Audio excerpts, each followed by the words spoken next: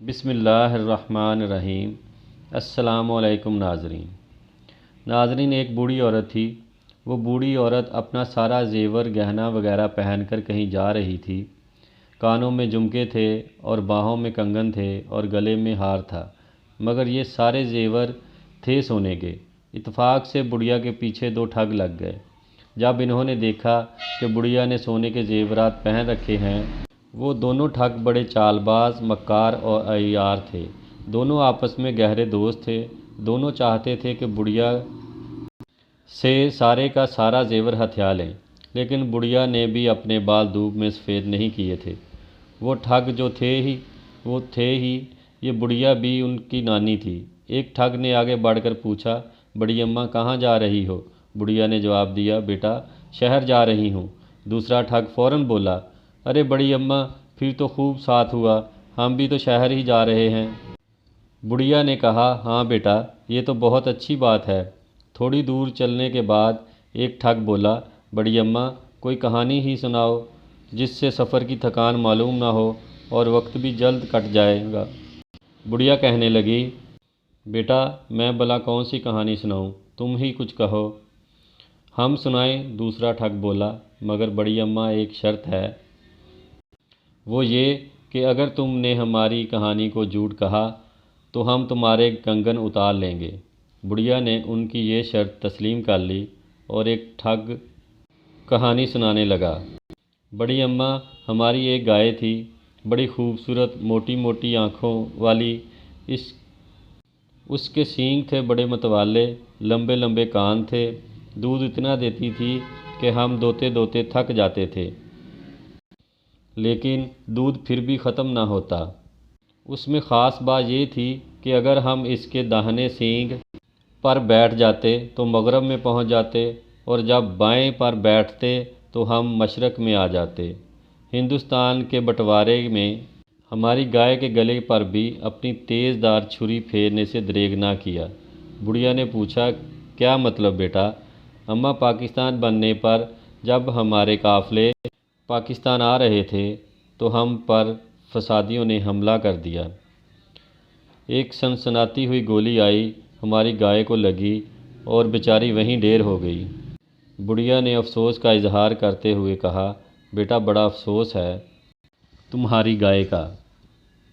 ٹھگ نے تیر نشانے پر نہ لگتے دیکھ کر کہا، بڑی اماں آپ بھی تو کچھ سناؤ۔ بڑھیا نے کہا، میں سناؤں؟ اگر تم نے میری بات کو غلط جانا تو تمہیں 100 روپے دینا پڑیں گے۔ ٹھگوں نے کہا، بڑی اماں ہمیں منظور ہے۔ تو پھر سنو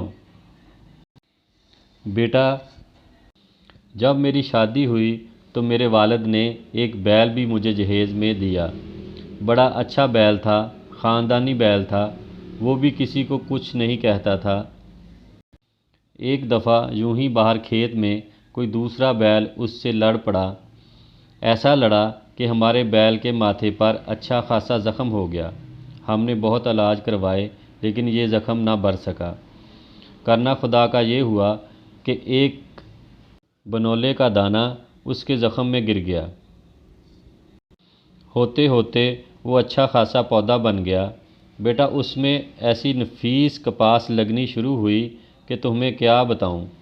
وہ کپاس ہم نے جمع کرنی شروع کر دی۔ اتنی کپاس جمع ہو گئی کہ اب گھر میں جگہ نہ رہی۔ گھر گھر ہمارے بیل کے چرچے ہونے لگے۔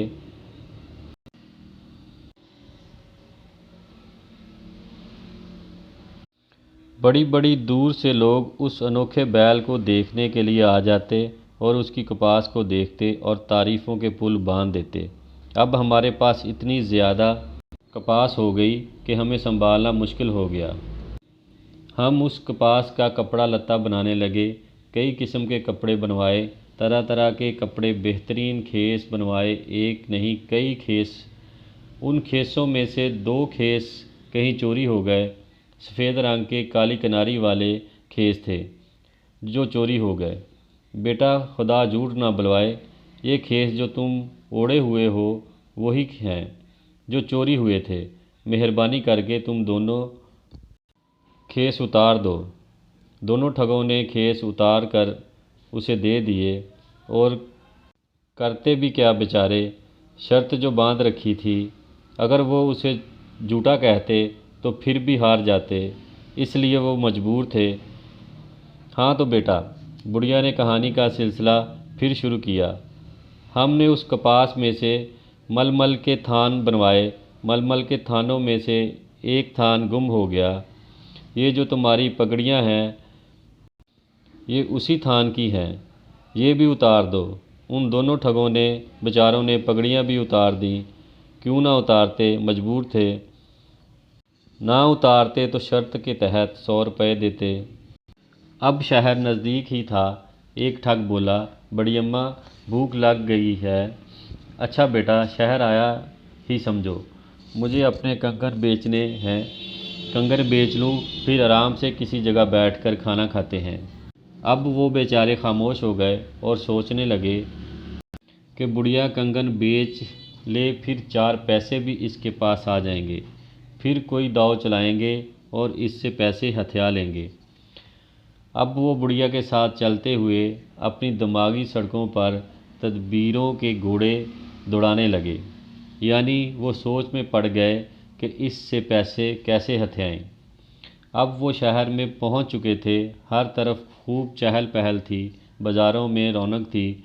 बुढ़िया ने अपने कंगन उतार लिए और उनसे कहने लगी, बेटा सुनार की दुकान आ गई है, तुम यहाँ बैठो और मैं अपने कंगन बेच डालूँ। वो सुनार की दुकान के करीब ही बैठ गए और बुढ़िया सुनार की दुकान पर पहुँच गई। सुनार ने पूछा, क्या चाहिए अम्मा तुम्हें?